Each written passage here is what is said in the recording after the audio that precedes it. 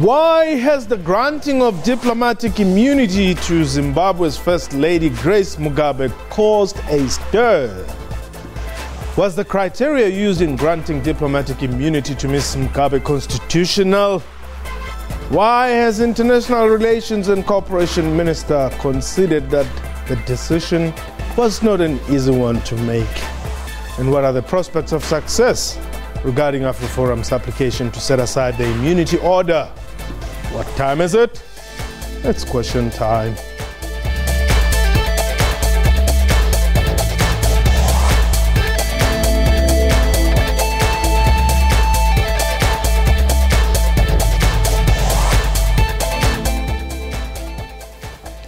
Khotsong and welcome to the show. My name is Mpho Tsedu. Following a week of uncertainty on the fate of the First Lady of Zimbabwe, Grace Mugabe, regarding her alleged assault of young model Gabriella Engels, the South African government granted her diplomatic immunity yesterday. In announcing the landmark decision, International Relations and Cooperation Minister Maite Nkoana-Mashabane said, and I quote, "In accordance with the powers vested in me by Section 7(2) of the Diplomatic Immunities and Privileges Act of 2001, and acting in the interest of the Republic of South Africa, I hereby recognize the immunities and privileges of the First Lady of the Republic of Zimbabwe, Dr. Grace Mugabe, in terms of international law and as set out in the attached notice." Close quote.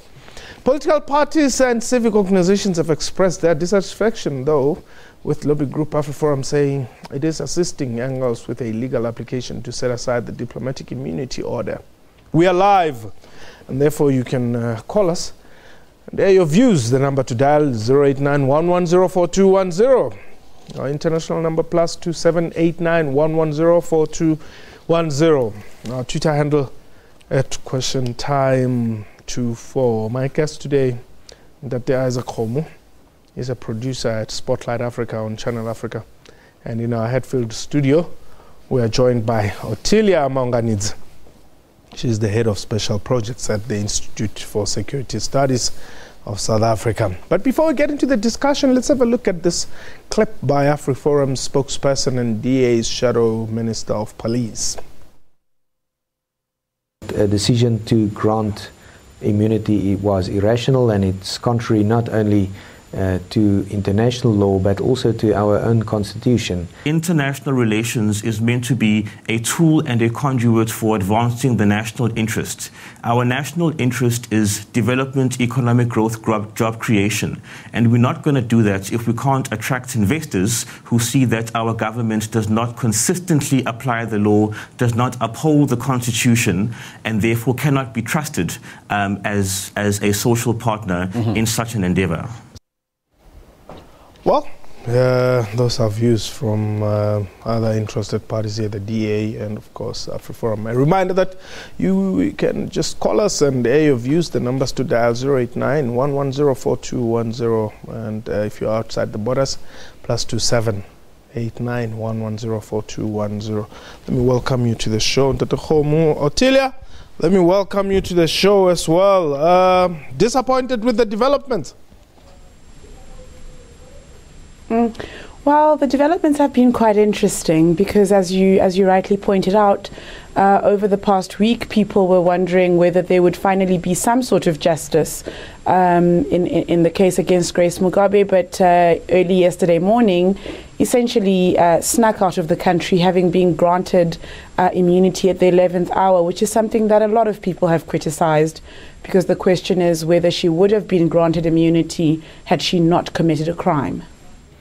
Well, in terms of the Diplomatic Immunities and Privileges Act 37 of 2001, Section 7, subsection 2 says, and I quote, "The minister may, in any particular case, if it is not expedient, to enter into an agreement as contemplated in subsection 1, and if the conferment of immunities and privileges is in the interest of the Republic, confer such immunities and privileges on a person or organization as may be specified by notice in the Gazette. Was it not in the interest of the Republic to grant Mrs. Mugabe this immunity? That's the actual question, isn't it? Which is whether in making that assessment, whether or not the interest of South Africa, the interest of the rule of law, and following due process were actually adhered to. Ordinarily, what would have happened in terms of Section 7.1 would have been that an agreement would have been reached, and that at least we would have an indication in terms of when immunity sets in. By invoking Section 7.2, essentially circumventing that. But then the question is raised as to the issue around expediency, and the fact that this immunity was only granted on the 19th of August, even though the matter around whether or not the First Lady should have immunity was raised early on in the week. But also, quite curiously, since the First Lady of Zimbabwe had been in the country since mid-July. Yes, sir. Was it or was it not in the interest of the Republic to grant immunity? I wouldn't answer that question. I mean, I would go back to the whole question of immunity and granting of immunity. Yeah. There's a thing that people are overlooking, is this that laws cannot be applied retrospectively. As Otelia mentioned, that the whole thing took place before the immunity took place. Now, her immunity basically in the real laws should actually take place from the 19th going forward. But whatever it was that took place before the 19th, she's got to answer for it. That is my lookout, and that's how the law says. So basically, I mean to say I'm not empowering anybody. Maybe the Afriforum will listen to this and they'll have a point in court, but that's a valid point.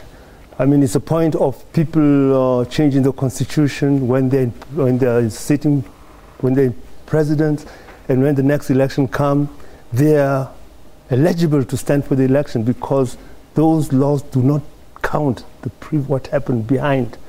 So there's that point that people have got to take into consideration. Oh, so you're saying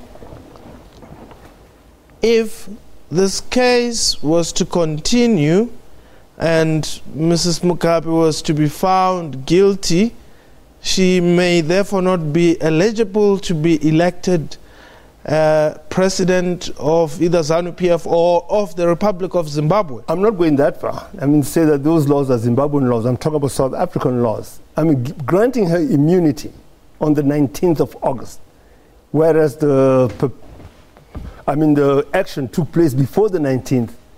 Yeah, immunity is supposed to start from the 19th going forward. Now, issues which took place before the 19th do not follow under that immunity, basically. Whoa. That is the law.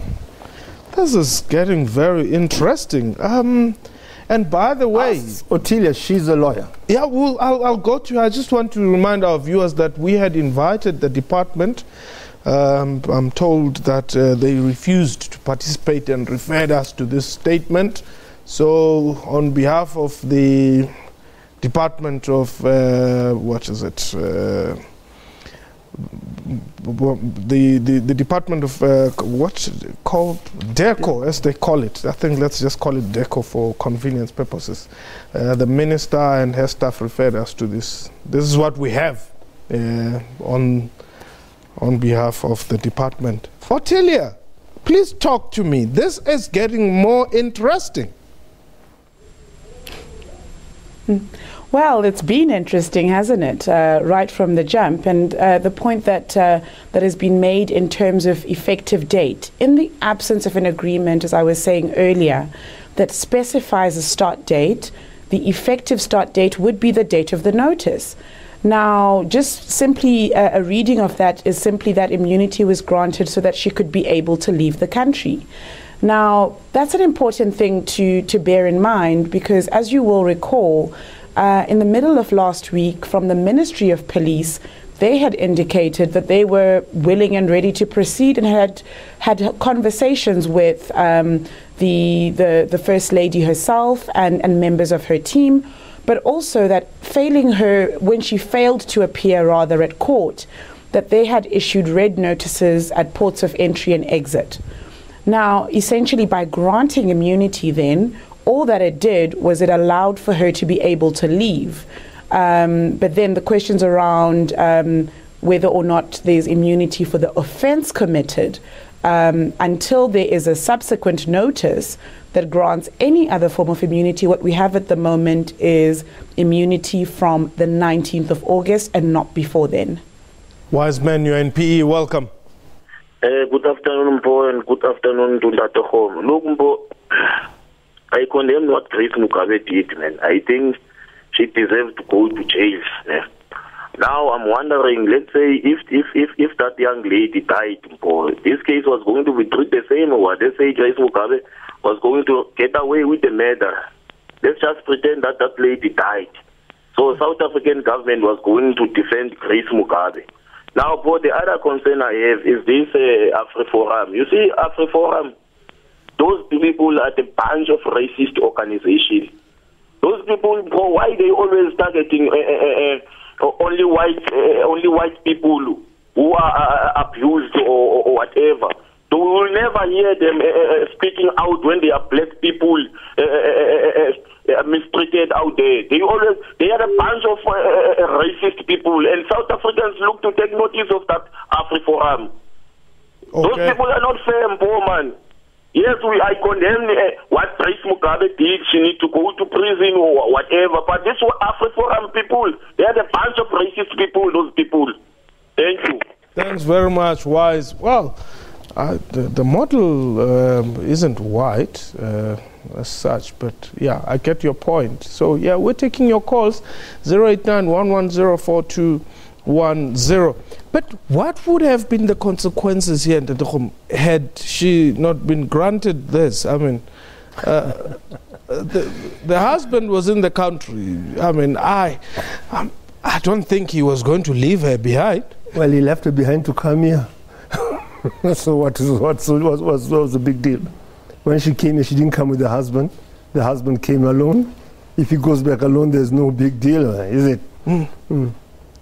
So now what happens? Maybe let me talk to the lawyer about this, Otelia.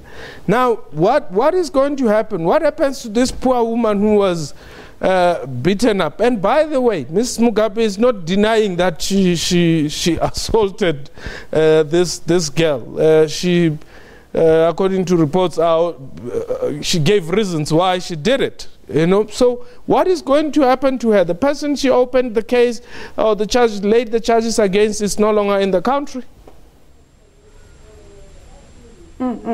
Indeed, and we don't do prosecutions in absentia in South Africa. But because the matter remains, you know, the conduct was still committed, there are options open for Gabriella Engels and her family to still maintain or pursue a criminal prosecution in the hope that the First Lady finds her way back into South Africa, or to take on civil processes. But, and this is the important thing, the first step in order for them to be able to do that is to challenge the immunity that was granted and to question the basis on which it was granted. Now, because it was granted under Section 7.2, we are not provided with the full reasons as to why she was granted immunity, other than to say that she's the First Lady of Zimbabwe. So it is likely now that Gabriella Engels' family will take this matter on to challenge the Department of International Relations and Cooperation and that recognition of immunity. Okay. It's perhaps that reason why Durko could not be part of this interview, because it is a matter that would likely be under litigation pretty soon. Okay. Elizabeth, you are in Bethlehem. Welcome. Yes, Elizabeth? How are you, Ntate? Ritele ka me. Ntate wa ka nka bua puo ya me. Bua Sesotho mme wa ka o telle ka sona hantle fela ku mametse. Ke fona ke le Bethlehem. Mme. Ntate ke bohloko bona bo nka reng ka tswa madi. Hobane ke shotjena ntate hobane mme o a shapile ngwana wa rona ka mo ka Bethlehem ka naheng ya rona. Ha ntona ne re entse ka Zimbabwe. Ho entse jalo nke ba tshwere motho o ba mo kwalla hobane bona ba batle dintho tse mpe ka ga motho wa bona. And ene ntho nkusa bohloko gore mmeo a mo fileng pampiri ya hore a tshidiso o reng ka ngwana rona ya le maditsweng ke mmeo ke tšhelete kapo ke setswalle se tsa gore a tswa molemong wa setswalle sa ntho sa naha ya South Africa le Zimbabwe o tlo bolawa ka hara naha ya rona ntate tswedu re tlo bolawa ntate hore hana tjena hobane ke setswallo sa hore bona ba ntse setswallo se matla batho ba tlole defense ba tlo tla otla bana ba rona ha ba qeta bona ba ba fe dipampiri hore ba tshile ene mmuso ka mane o thata mara wa ka rena ka mona ke pampiri motho mo le mo etsa ntho e ratang tate eno a tsa ka nnete mme Elizabeth ntho e buang ke nnete hobane ne ha o ka ba wa tlola molao na ntse tshwana kana le bona bo Zimbabwe mono ha ho go khutle ka nnete a tshotla bo gapetse modimo wa nkutlwa mme jwale hana ke mme o batho mo etsa jwang hobane ba ha bo rona bona ba re kwametseng ke bona ba fanang ka tumello ntate a le bashiri o la ba le ya bosiu le bona ba ba le bosiu ke ntho hantle we me Elizabeth hle thata ntwe na that's Elizabeth calling us from Bethlehem. They're livid that, look, people seem to just come into our shores here and do as they wish. If you had done this in Zimbabwe, you were going to remain in jail. I mean, there were not going to be negotiations, waiting for the suspect to contact us, or negotiations with his or her lawyers. Not in Zim.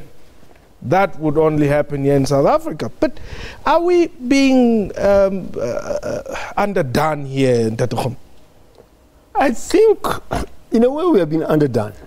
In fact, it's been underdone. You see, the thing which actually sort of is very controversial, angers people, is the mere fact that Zimbabwean political figure can come to South Africa and behave as they behave in Zimbabwe. The way the Zimbabwean elite behaves, they behave like feudal lords. They can do anything to anybody at any time with impunity. Yeah, that's a fact. I mean, I've experienced it. Yeah. Some time ago, coming from Zimbabwe, I was actually stopped at the border just because my passport was issued to me while I was in Tanzania. And that was an issue. They asked me, why, how come I got this passport? I said, that's not your matter. It's a matter between me and the South African government. And I was actually sort of detained for answering them like that. But the way they deal with their people is very crude. And another thing is this, that those people there, they cannot differentiate between personal and state functions. In a private matter, sphere, they actually take the state powers and they implement them. Now, I think we should have actually been very strong about that, as giving a message to other leaders in the African continent that you do not behave like that. There's a limit. You cannot come in with your leadership things and behave as if you're a leader in private matters and in a foreign country. Marbin, you are in Pretoria. Yes, that's true. Yeah, welcome. Can I use my language, Venda? Ah, mbani, hauna nani. Mwana muwatenderwa pa. Okay, mpo di koordinator wa inivama ku studio. Na batali. Hapa petu randi bambanga suziviri. Bambanga nga point ya bo Mugabe ndambanga point ya Afriforum. Okay. Rishida ka bo Mugabe ndibonori South Africa riko shaya buranga panda. And buranga panda una rakusha yanga ndira ini nasedza zwine zwa kuita South Africa imona mu kuita ngofuna. Muthu so Grace Mugabe wo funa basingutuwa ndisi khori ndikova imelela kana thiva imeleli ndichikosedza uri roba rofuna rosvika khamudzi wa mafungo rivone uri mulayo ukoshuma uchakasiya lipini fedzi nga mwambo wa uri rikhova rina varangaphanḓa vane vavone vane vachikufedzera vone vane uri vaya divori ndingani voita uri vapuwe zvitifana navo Albashiri votipuwa rabisala rosoko akhamara la ukopfi hapa petu unapungo la vuledzani vukati ya mashango mavili la Zimbabwe na la South Africa uri kare vave vobvalelwa zwithu zwinga zwa zwi tsha ḓo tshimbila zwavhuḓi zwiva zwi ḓo tshimbila zwavhuḓi zwi nga kha ḓivha zwo ralo na uri zwi ḓivha zwi songo ralo mara ri tea u sedza mulayo uri mulayo u khou ri mini ngauri matshelo nne ndi khou yo khakhela muṅwe muthu nne na nne ndi ḓo vha ndi tshi khou process uri a thi tea u fariwa ngauri arali vho Grace Mugabe vhuṱuwa ndi nnyi ano ḓo tenda uri ene a tevhedzele mulayo kha Afrika Tshipembe zwa sia tshi amba uri mini zwa vha zwi khou amba uri shango ḽashu ḽi khou sala ḽi si tshena mulayo ira ndi pfukele ṱhamusi kha iḽo ḽa Afriforum Afriforum ri na khaedu hafhanoni Afrika Tshipembe ya uri ri na tshiimiswa tshine tsha vha uri tshi vha tshi khou isa phanḓa na u khethekanya vhadzulapo wa Afrika Tshipembe ngauri ro vha ro tea ri tshi khou amba uri zwa zwino sa musi ri tshi khou ḓi amba uri kha ene mbofholowa naho no ri mbofholowa ne khou ḓi konḓa mara ro vha ro tea ri khou lingedza uri vhadzulapo wa Afrika Tshipembe vha vhathu vhathihi mara Afriforum i phala fhedzi musi arali muthu o khathelaho a wa lushaka lwo imaho nga uri angavha a murema Afriforum a i phali zwi amba uri mini zwi amba uri Afriforum i imelela vhatshena Afrika Tshipembe. Marubin, Marubin calling us from Pretoria. Two issues he raises. One, the Afriforum issue, he says, you see, Afriforum, once again, they're up and about because it is a white person who's been, who has been violated. So it's a racist organization. The other matter which he was raising is that Ms. Mugabe shouldn't have been allowed to leave South Africa because it then says a lot about our laws as a country to say it would appear then you can do as you wish. You can come into South Africa, commit whatever crime, claim whatever immunity regardless of your status. So it would have been better regardless of whether the relations were going to be spoiled or not. Otherwise, what it does, it gives or it paints a picture of a lawless society where those who have influence and privilege can basically escape the law unscathed. Ottilia, this matter would have inevitably, had she been arrested, diplomatically it would have been a mess.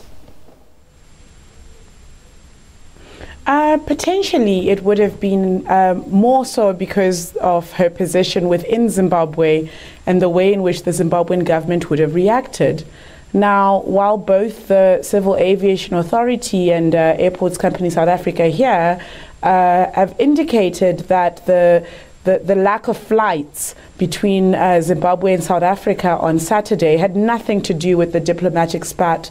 I think it seems a little bit too coincidental that the day in which people are contesting whether or not the First Lady should come back, and after Durko had initially issued a statement saying there wouldn't be, there's possibly no possibility of diplomatic immunity, then all of a sudden South African Airways flights are grounded in Harare and Air Zimbabwe is grounded here in South Africa, and there were no flights between the two countries on Saturday, only resuming, by the way, after the First Lady had left the country, already signals that it's likely that activities like that would have happened. Okay. The question, though, and this is an important question that has been raised so far by two of your listeners, is how then do you handle a situation like this where individuals, and not just the state, but individuals can hold two countries at ransom in that way? And that is something that really needs to be seriously considered because, like people have already said, we need to be clear on whether or not it's the rule of law for everyone or only for people who don't hold high office. Musa, you are in Kimberley. Very, very briefly, please. Musa? Oh, Musa is no longer there. Okay, let's check out our Twitter. Samsung says the problem with our country, people are talking too much instead of solving the problem. Always critical. Okay. Meldricon, hashtag Grace Mugabe. Deco aided and abetted a fugitive of justice once again. ANC on the side of criminals. Okay. Justice Ngoweni says the minister was representing her ANC, not us South Africans, when granting disgrace Mugabe diplomatic immunity. There's a lot of creativity here. Gaddafi Pape, politicians are above the law.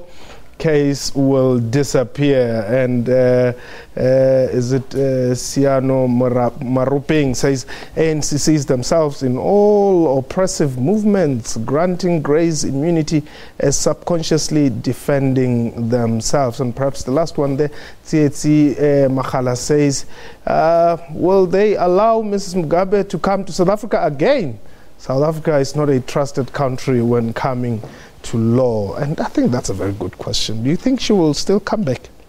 Well, I don't know. She may come back as a president. Who knows? But again, I mean to say that there's another way. I mean, Grace Mugabe was born in Benoni. Therefore, she's a South African citizen, isn't she? So she didn't need immunity? She did not need immunity. They could have actually dragged her in court without the immunity as a South African citizen. Okay. Well, yeah, we have run out of time. But thank you very, very much for having been part of Question Time today. A big thank you to my guests and to you for watching the show. From me and the entire crew, I have a